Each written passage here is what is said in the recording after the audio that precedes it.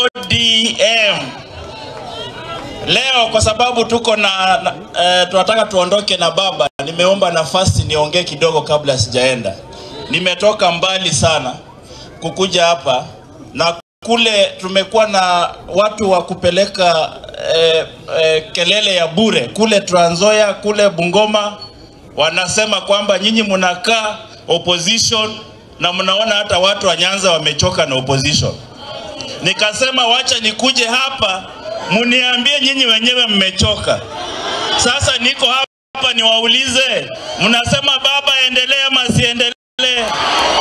Baba endelee ama siendelee? Wangapi wako tayari tarehe 7 Saba?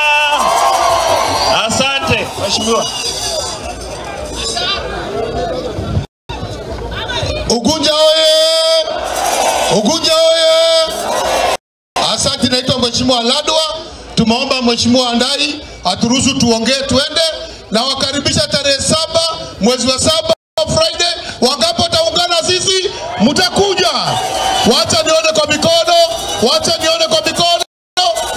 Sisi kwa Nairobi tuna wabunge wawili ambao wametusaliti. Tuko na women rep Passaris, tuko na mheshimiwa Jalang'o. Au baada kabla maandamano tarehe 7 tunakutana kama ODM kufuta hao, kutoa hao kwa chama cha ODM.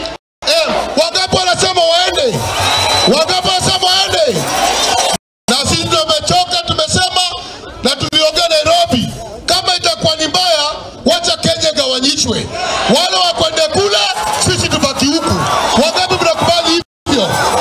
Hata Sudan iligawa. Ni uongo ama ni kweli? Sudan iligawa. Sisi tuko na Kenya kwanza na tuko na Kenya kuisha.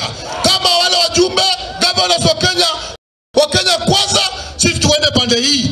Kila mtu apewe passport yake, kila mtu apewe kitambulisho yake. Wale